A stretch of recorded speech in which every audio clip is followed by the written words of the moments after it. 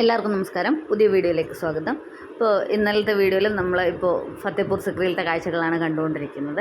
ഇപ്പോൾ ഫത്തേപൂർ സിക്രിയിൽ അക്ബറിൻ്റെ പാലസും അക്ബറിൻ്റെ ആദ്യത്തെ 2 ഭാര്യമാരുടെ പാലസും അക്ബറിൻ്റെ മന്ത്രിസഭ കൂടുന്ന സ്ഥലവും ഖജനാവും പിന്നെ താൻസൻ മ്യൂസിക് കൺസേർട്ട് നടത്തിയിരുന്ന പോണ്ടും അതേപോലെ തന്നെ അവിടെയുള്ള ഗേൾസ് സ്കൂളും ഒക്കെ കണ്ടതിന് ശേഷം അത് പഞ്ച്മഹൽ വിട്ടുപോയി ഹവാമഹലൊക്കെ കണ്ടതിന് ശേഷം ഇപ്പോൾ നമ്മൾ ഇനി പോകാൻ പോകുന്നത് അക്ബറിൻ്റെ 3ാമത്തെ ഭാര്യയായ, അതായത് ഹിന്ദു വൈഫായ ജോധാബായിൻ്റെ പാലസ് കാണാനാണ്. ഈ ഫത്തേപൂർ സിക്രിയിലെ ഏറ്റവും വലിയ പാലസ് കോംപ്ലക്സ് ആണ് ജോധാബായിയുടേത്.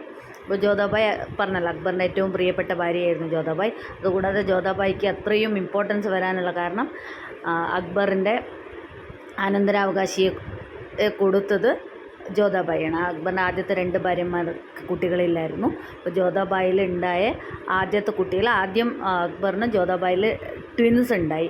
പക്ഷേ ആ 2 കുട്ടികളും ഒന്ന് ജനിച്ച് കുറച്ച് ദിവസങ്ങൾക്കുള്ളിൽ തന്നെ മരണപ്പെടുകയാണ് ചെയ്തത്. പിന്നീട് അക്ബറും ജോധാബായിയും അജ്മീറിലൊരു പ്രശസ്തമായ ദർഗയുണ്ടല്ലോ, അവിടെ കാൽനടയായിട്ട് പോയി അവിടെ പ്രാർത്ഥിച്ചതിന് പ്രകാരം അജ്മീറിനൊരു സൂഫി വര്യനാണ് പറഞ്ഞത്, ആഗ്രയ്ക്കടുത്ത് സിക്രിയിൽ ഒരു സൂഫി വര്യനുണ്ട്, സലീം ചിശ്തി എന്ന് പറഞ്ഞിട്ട്, ഷെയ്ഖ് സലീം ചിശ്തി. നിങ്ങൾ അദ്ദേഹത്തെ പോയിട്ട് കാണൂ, അപ്പോൾ അദ്ദേഹം അനുഗ്രഹിക്കുമെന്ന് പറഞ്ഞു. അപ്പോൾ അങ്ങനെ അക്ബറും ജോധാബായിയും കൂടി ഷെയ്ഖ് സലീം ചിശ്തിനെ ഇവിടെ സിക്രിയിൽ വന്ന് സന്ദർശിക്കുകയും ആ സമയത്ത് ജോധാബായി ഗർഭിണിയായിരുന്നു. അപ്പോൾ പറഞ്ഞു, ഇപ്പോൾ ഉള്ള ഗർഭിണിയായിരിക്കുന്ന അവസ്ഥയിലുള്ള കുട്ടി നിങ്ങളുടെ അനന്തരാവകാശിയായി തീരും എന്ന് പറഞ്ഞ് അദ്ദേഹം അനുഗ്രഹിച്ചു. അങ്ങനെ ഇവിടെ അക്ബർ ജോധാബായിക്ക് വേണ്ടിയിട്ട് രംഗ്മഹൽ എന്ന് പറഞ്ഞിട്ട് വേറൊരു കൊട്ടാരം പണിത് ജോധാബായിനെ അവിടെ താമസിപ്പിച്ച് അക്ബർ തിരിച്ച് ആഗ്രയിലേക്ക് പോയി. ജോധാബായി ആയിട്ടുള്ള അക്ബറിൻ്റെ വിവാഹം നടന്നത് 1562 രാജസ്ഥാനിലെ രാജ്പൂത് വംശത്തിൽപ്പെട്ട രാജാ ബർമലിൻ്റെ മകളാണ് ജോധാബായി. ഇപ്പോൾ ആമേർത്തെ രാജാവായിരുന്ന രാജാ ബർമലുമായിട്ടുള്ള ഒരു പൊളിറ്റിക്കൽ അലയൻസിൻ്റെ ഭാഗമായിട്ടാണ് ജോധാബായിനെ അക്ബർ കല്യാണം കഴിച്ചത്. അപ്പോൾ ആ കല്യാണത്തിൻ്റെ സമയത്ത് ജോധാബായിക്കും അച്ഛനുണ്ടായിരുന്ന ഒരേ ഒരു നിർബന്ധം, ഇവിടെ വന്ന ശേഷം ഹിന്ദു ആണല്ലോ, അപ്പോൾ ഹിന്ദു ആചാരങ്ങളെ പിന്തുടരാനും അതുപോലെ തന്നെ പ്യുവർ വെജിറ്റേറിയൻ ആയത് കാരണം ജോധാബായിക്ക് ഇഷ്ടമുള്ള ഭക്ഷണം കുക്ക് ചെയ്യുന്നതിന് വേണ്ടിയിട്ടൊരു സ്പെഷ്യൽ അടുക്കളയാണ് ആവശ്യപ്പെട്ടത്. അതിന് പ്രകാരം അക്ബർ ജോധാബായിക്ക് വേണ്ടി ഉണ്ടാക്കി കൊടുത്ത സ്പെഷ്യൽ അടുക്കളയാണ് ഇപ്പം നമ്മൾ കണ്ടുകൊണ്ടിരിക്കുന്നത്. അപ്പോൾ ജോധാബായിനെ രാജസ്ഥാനിൽ നിന്ന് മുഗൾ സാമ്രാജ്യത്തിലോട്ട് അയക്കുമ്പോൾ 100-ലധികം പരിചാരകരെ ജോധാബായിക്ക് വേണ്ടി മാത്രം അവരുടെ പിതാവ് കൂടെ അയച്ചു എന്നാണ് പറയുന്നത്. ഇനിയിപ്പോൾ നമ്മൾ കാണാൻ പോകുന്നത് ജോധാബായിൻ്റെ പാലസ് കോംപ്ലക്സ് ആണ്. ഇതാണ് പാലസിൻ്റെ എൻട്രൻസ്. സെക്യൂരിറ്റി പർപ്പസിന് വേണ്ടിയിട്ട് ഈ മുഴുവൻ പാലസ് കോംപ്ലക്സിനും വേണ്ടി ഒരു എൻട്രൻസേ ഉള്ളൂ. അപ്പോൾ സ്വന്തം വീട് മിസ് ചെയ്യാണ്ടിരിക്കാൻ വേണ്ടി രാജാവ് റാണിക്ക് വേണ്ടിയിട്ട് രാജസ്ഥാനിലെ അവരുടെ വീടിൻ്റെ അതേപോലത്തെ ഒരു വീടുണ്ടാക്കാൻ വേണ്ടിയിട്ടാണ് ശ്രമിച്ചത്. 90% അദ്ദേഹം വിജയിക്കുകയും ചെയ്തു. അപ്പോൾ ഈ എൻട്രൻസ് എന്ന് പറയുന്നത് എക്സാക്ട് രാജസ്ഥാനി ആർക്കിടെക്ചറിൽ പണിതിരിക്കുന്നതാണ്. രാജസ്ഥാനിലെ അത് ഞങ്ങൾ ഓൾറെഡി വിസിറ്റ് ചെയ്തിട്ടുള്ളതാണ് രാജസ്ഥാനിലെ ആംബേർ ഫോർട്ട്. ആംബേർ ഫോർട്ടായിരുന്നു റാണിയുടെ നേരത്തെ വീട്. ആംബേർ ഫോർട്ടുമായിട്ട് കൺസ്ട്രക്ഷനിൽ കുറേയധികം സിമിലാരിറ്റീസ് ഈ ജോധാബായി പാലസിനുമുണ്ട്. റാണി വാസ് അല്ലെങ്കിൽ സെനാനി ദ്യോതി എന്നാണ് ഈ പാലസ് കോംപ്ലക്സ് അറിയപ്പെട്ടിരുന്നത്.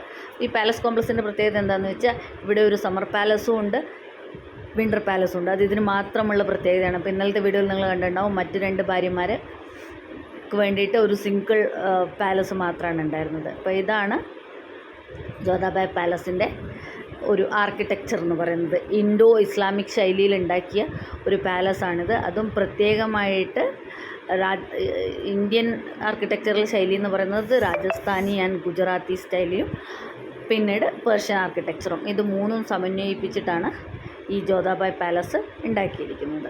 ഈ മുകളിൽ കാണുന്ന ഡോം ടൈപ്പ് സ്ട്രക്ചറില്ലേ, അത് പേർഷ്യൻ ആർക്കിടെക്ചർ ശൈലിയിൽ വരുന്നതും ബാക്കി വരുന്ന ബാൽക്കണിയും ഇതിൻ്റെ ഇൻട്രിക്കേറ്റ് കാർവിങ്സും ഒക്കെ ഇന്ത്യൻ ആർക്കിടെക്ചർ ശൈലിയിൽ, അതായത് ഗുജറാത്തി ആൻഡ് രാജസ്ഥാനി ശൈലിയിൽ വരുന്നതുമാണ്. അപ്പോൾ ഇവിടെ നമുക്ക് ഇന്ത്യൻ ആർക്കിടെക്ചർ ശൈലി എന്ന് പറയുമ്പോൾ തന്നെ നമുക്ക് അതിനകത്ത് മനസ്സിലാക്കാൻ പറ്റും. ഇവിടെ കുറേ ഫ്ലോറൽ വർക്ക്സ്, അതായത് താമര, പിന്നെ ജുംകാസ്, അതൊക്കെ നമുക്ക് ഈ വാളിലൊക്കെ ധാരാളമായിട്ട് കാണാൻ സാധിക്കും. അതുകൂടാതെ തന്നെ എല്ലാ വാളിലും ഹിന്ദു ദൈവങ്ങളുടെ ചിത്രങ്ങൾ, അതേപോലെ സ്വസ്തിക്, ഇതൊക്കെ കൊത്തിവെച്ചിട്ടുണ്ട്. അതായത് ഇവിടെ ഒരു ഹിന്ദു സ്ത്രീയാണ് ജീവിക്കുന്നത്. അപ്പോൾ അത് റാണിയും റാണിയുടെ പിതാവും പ്രത്യേകമായിട്ട് ആവശ്യപ്പെട്ടതായിരുന്നു, സ്വന്തം ആരാധനാ രീതികൾ പിന്തുടരാനുള്ള അവകാശം. അതിനു വേണ്ടിയിട്ട് ഈ ടെമ്പിൾ കോംപ്ലക്സിനകത്ത് റാണിക്ക് വേണ്ടി അക്ബർ പ്രത്യേകമായിട്ട് ഒരു അമ്പലവും അതിനോടനുബന്ധിച്ച് ഒരു തുളസിത്തറയും കൂടി പണി കഴിപ്പിക്കുകയും ചെയ്തിട്ടുണ്ട്. അങ്ങനെ സൂഫിവര്യനായ സലീം ചിശ്തിയുടെ അനുഗ്രഹത്താൽ അക്ബറിനും ജോധാബായിക്കും പിറന്ന മകനാണ് പിന്നീട് മുഗൾ സാമ്രാജ്യത്തിൻ്റെ അധിപനായി വന്ന ജഹാംഗീർ എന്നുള്ളത്. അപ്പോൾ ജഹാംഗീറിൻ്റെ ആദ്യത്തെ പേര് സലീമായിരുന്നു. ഈ സലീം ചിശ്തിയുടെ അനുഗ്രഹത്താൽ ഉണ്ടായതുകൊണ്ട് തന്നെ അദ്ദേഹത്തിൻ്റെ ഓർമ്മയ്ക്ക് വേണ്ടിയിട്ടാണ് സലീം എന്നുള്ള പേര് കൊടുത്തത്. പിന്നീടാണ് ജഹാംഗീറിനാക്കി മാറ്റിയത്. അതുപോലെ തന്നെ എല്ലാ മുഗൾ റെക്കോർഡ്സിലും ജോധാബായി എന്നുള്ള പേര് നമുക്ക് കാണാൻ സാധിക്കില്ല. മുഗൾ റെക്കോർഡ്സിലൊക്കെ ജോധാബായിനെ റെഫർ ചെയ്യുന്നത് മറിയം ഉസ് സമാനി എന്നുള്ള പേരിലാണ്. പിന്നെ ഹിസ്റ്റോറിയൻസ് പിന്നീട് അന്വേഷിച്ച് കണ്ടുപിടിച്ച പേരാണ് ഈ ജോധാബായി എന്നുള്ളത്, നോർമൽ റെഫറൻസിന് വേണ്ടി മാത്രം. 43 വർഷക്കാലം മുഗൾ സാമ്രാജ്യത്തിൻ്റെ ചക്രവർത്തിനിയായിരുന്നു ജോധാബായി. ഏറ്റവും കൂടുതൽ കാലം സെർവ് ചെയ്ത മുഗൾ സാമ്രാജ്യത്തിലെ ഹിന്ദു ചക്രവർത്തിനിയാണ് ജോധാബായി എന്നുള്ളത്. ഇപ്പോൾ ഈ കൺസ്ട്രക്ഷനൊക്കെ കാണുന്നില്ല, ഇതൊക്കെ അതെ ഇന്ത്യൻ ആൻഡ് പേർഷ്യൻ ആർക്കിടെക്ചറൽ ശൈലിയിൽ ഉണ്ടാക്കിയെടുത്തിരിക്കുന്നതാണ്. ഇപ്പോൾ നമ്മളിപ്പോൾ കാണുന്നത് റാണിയുടെ ബെഡ്റൂം കോംപ്ലക്സാണ്. ഇനി നമുക്ക് പറഞ്ഞല്ലോ പ്രത്യേകമായിട്ട് ഒരു അമ്പലം റാണിക്ക് ആരാധിക്കുന്നതിന് വേണ്ടി ഉണ്ടാക്കിയിട്ടുണ്ടായിരുന്നു എന്ന്, അതുകൂടി കാണാം. ഇപ്പോൾ നമ്മൾ ഇതിൻ്റെ അകത്തേക്കൊക്കെ ഇതൊക്കെ ഈ പാലസ് കോംപ്ലക്സിൻ്റെ ഉദ്യോഗസ്ഥർക്കും ഒക്കെ താമസിക്കാൻ ഉണ്ടാക്കിയിട്ടുള്ള റൂമുകളൊക്കെയാണ്. പക്ഷെ ഇതിൻ്റെ അകത്തൊക്കെ നമ്മൾ ഇപ്പം അത്രയും മെയിൻ്റനൻസ് ഇല്ലാത്തതുകൊണ്ടാണോ എന്നറിയില്ല, നിറയെ വവ്വാലിൻ്റെയൊക്കെ മണമാണ് നമ്മളതിൻ്റെ അകത്തൊക്കെ കയറി ചെല്ലുമ്പോഴേ. അതുകൊണ്ട് കുറേ ഇരുട്ടിലേക്കൊന്നും നമുക്ക് പോകാനുള്ള അത്രയും മനസ്സ് വരികയില്ല. പക്ഷേ ഈ നമുക്ക് അതിൻ്റെ റൂഫിലും വാളിലും ഒക്കെ കുറേ ഇൻട്രിക്കേറ്റ് കാവിങ്സും കണ്ടു, അതേപോലെ ജുംക്കയുടെ ഷേപ്പിലും അതുപോലെ ലീഫിൻ്റെ സ്ട്രക്ചറിലൊക്കെ ആയിട്ട് ഈ റെഡ് സാൻഡ് സ്റ്റോണിൽ തന്നെ കൊത്തി ഉണ്ടാക്കിയ ആർക്കിടെക്ചർ നമുക്ക് കാണാൻ സാധിക്കും. അതാണ് ഇതിൻ്റെ ഭംഗി എന്ന് പറയുന്നത്. ഇനി നമ്മൾ പോകുന്നത് ഖവാബ് ഗാഹ് അല്ലെങ്കിൽ സ്ലീപ്പിംഗ് ചേംബർ എന്നറിയപ്പെടുന്ന ഈ ചക്രവർത്തിനിയുടെ ബെഡ്റൂം കോംപ്ലക്സിലേക്കാണ്. ഈ ബെഡ്റൂം കോംപ്ലക്സിൽ തന്നെയാണ് നേരത്തെ പറഞ്ഞ അമ്പലം ഉള്ളത്. ഇപ്പോൾ പ്രത്യേകമായിട്ട് റിക്വസ്റ്റ് ചെയ്തിട്ടുണ്ടായിരുന്നല്ലോ ആരാധനയ്ക്ക് വേണ്ടിയിട്ട് അമ്പലം വേണം എന്നുള്ളത്. അത് കാരണം അക്ബർ ജോധാബായിക്ക് പ്രാർത്ഥിക്കുന്നതിന് വേണ്ടിയിട്ട് ഒരു പ്രത്യേകമായിട്ട് ഒരു അമ്പലം തന്നെ ഉണ്ടാക്കിയിട്ടുണ്ടായിരുന്നു. ആ അമ്പലത്തിൻ്റെ അകത്തേക്കാണ് ഇപ്പോൾ നമ്മൾ കയറുന്നത്. ഇപ്പം ഈ 4 തൂണുകളുടെ നടുക്ക് കാണുന്ന സ്ട്രക്ചറില്ലേ, അവിടെ ആ സമയത്ത് ജോധാബായിക്ക് പ്രാർത്ഥിക്കുന്നതിന് വേണ്ടിയിട്ട് കൃഷ്ണൻ്റെയും രാധയുടെയും 2 വിഗ്രഹങ്ങളുണ്ടായിരുന്നു. ഇപ്പോൾ പിന്നെ അത് കുറേ വർഷങ്ങളായില്ലേ, അപ്പോൾ ആ കാലപ്പഴക്കം കാരണം അതൊക്കെ കുറച്ച് ജീർണാവസ്ഥയിലാവുകയും അതുകൊണ്ട് തന്നെ ഈ ആർക്കിയോളജിക്കൽ സർവേ ഓഫ് ഇന്ത്യ അതെടുത്ത് മാറ്റും ചെയ്തു എന്നാണ് പറയുന്നത്. അപ്പോൾ ഇവിടെയും നമുക്ക് ഇതേപോലെ നിറയെ കുഞ്ഞു കുഞ്ഞു ഇൻട്രിക്കേറ്റ് കാവിങ്സും ഒക്കെ കാണാൻ സാധിക്കും. അതിൻ്റെ മുമ്പിലായിട്ട് തന്നെ ഒരു തുളസി തറയുണ്ട്. ഇതാണ് ആ തുളസിത്തറ. പറഞ്ഞല്ലോ ഇത് അക്ബറിന് അനന്തരാവകാശം നൽകിയത് കൊണ്ട് തന്നെ ജോധാബായിക്ക് വളരെ പ്രോമിനൻ്റായ ഒരു സ്ഥാനം മുഗൾ സാമ്രാജ്യത്തിൽ ഉണ്ടായിരുന്നു. അതായത് ഇപ്പോൾ സ്വന്തം പേരിൽ റോയൽ ഓർഡേഴ്സ് ഇറക്കാനുള്ള അധികാരമുണ്ടായിരുന്ന ഒരേ ഒരു ചക്രവർത്തിനിയാണ് മുഗൾ സാമ്രാജ്യത്തിലത്തെ ഒരേ ഒരു ചക്രവർത്തിനിയായിരുന്നു ജോധാബായി. വിൻ്റർ പാലസും സമ്മർ പാലസും ഉണ്ടെന്ന് പറഞ്ഞില്ലേ. അപ്പോൾ ഇവിടെ ഒരു ഭാഗത്ത് നമുക്ക് കാണാൻ സാധിക്കും ബ്ലൂ കളറിൽ റൂഫുള്ള ഒരു കോംപ്ലക്സ്. അതാണ് റാണിയുടെ വിൻ്റർ പാലസ്, അതായത് സമ്മർ പാലസ്. അധികം സൂര്യരശ്മികളൊന്നും ഏൽക്കാതെ എപ്പോഴും തണുപ്പ് കിട്ടുന്നതിന് വേണ്ടിയിട്ട്.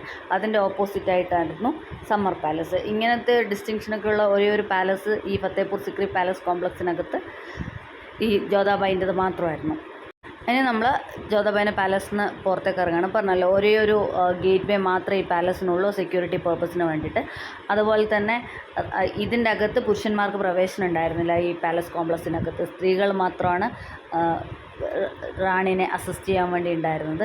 അതേപോലെ തന്നെ റാണിയുടെ സെക്യൂരിറ്റി ഗാർഡ്സായിട്ട് അക്ബർ ട്രാൻസ്ജെൻഡേഴ്സിനെയായിരുന്നു നിയമിച്ചിരുന്നത്. അതായത് അത്ര പോലും ഒരു പുരുഷന്മാർക്ക് ഈവൻ സെക്യൂരിറ്റി ഗാർഡ്സായിട്ട് പോലും ഈ പാലസ് കോംപ്ലക്സിനകത്തേക്ക് പ്രവേശനം ഉണ്ടായിരുന്നില്ല.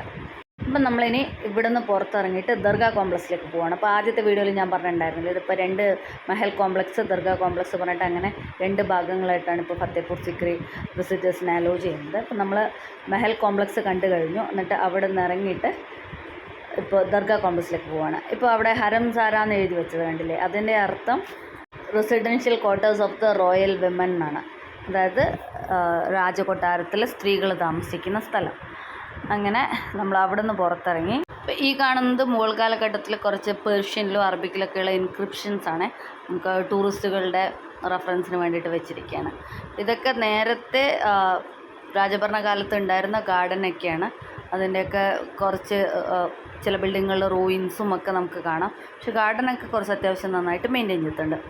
ഇനി നമ്മൾ ഇവിടെ നിന്ന് നേരെ നടന്നിട്ട് ദർഗാ കോംപ്ലക്സിലേക്ക് പോകുന്നു. അപ്പോൾ ദർഗാ കോംപ്ലക്സിൽ എന്താണെന്നുള്ളതെന്ന് വെച്ചാൽ ഇപ്പോഴും ലോകത്തിലെ ഏറ്റവും വലിയ പ്രവേശന കവാടമായിട്ട് നിലകൊള്ളുന്ന ബുലന്ദ് ദർവാസയും നേരത്തെ പറഞ്ഞ അക്ബറിൻ്റെ സൂഫി ഗുരുവായിരുന്ന ഷെയ്ഖ് സലീം ചിസ്തിയുടെ ദർഗയും അതേപോലെ അദ്ദേഹത്തിന് പ്രാർത്ഥിക്കാൻ വേണ്ടിയിട്ട്, അതായത് സലീം ചിസ്തിക്ക് പ്രാർത്ഥിക്കുന്നതിന് വേണ്ടിയിട്ട് അക്ബർ നിർമ്മിച്ച ഒരു മസ്ജിദുമാണ് ദർഗാ കോംപ്ലക്സിലുള്ളത്.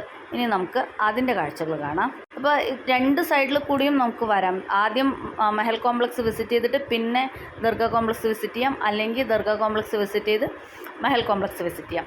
നമ്മൾ നേരത്തെ ഗോൾഫ് കാട്ടിൽ വന്നിട്ട് മെഹൽ കോംപ്ലക്സിൻ്റെ മുമ്പിലാണ് ഇറങ്ങിയത്. അപ്പോൾ ആദ്യം ദർഗാ കോംപ്ലക്സാണ് വിസിറ്റ് ചെയ്യുന്നതെന്നുണ്ടെങ്കിൽ ഗോൾഫ് കാട്ടിൽ വന്നിട്ട് ഇവിടെയാണ് നമ്മൾ ഇറങ്ങുന്നത്. അത് കഴിഞ്ഞിട്ട് ദർഗാ കോംപ്ലക്സ് വിസിറ്റ് ചെയ്ത് അതിന് ശേഷം നമുക്ക് മെഹൽ കോംപ്ലക്സിലേക്ക് വരാം. അപ്പോൾ അത് ആ ഗോൾഫ് കാട്ടിൽ വരുന്ന ഡ്രൈവറിൻ്റെ അല്ലെങ്കിൽ നമ്മുടെ കൂടെയുള്ള ഗൈഡിൻ്റെ കൺവീനിയൻസ് അനുസരിച്ചിട്ടായിരിക്കും ഇരിക്കുക.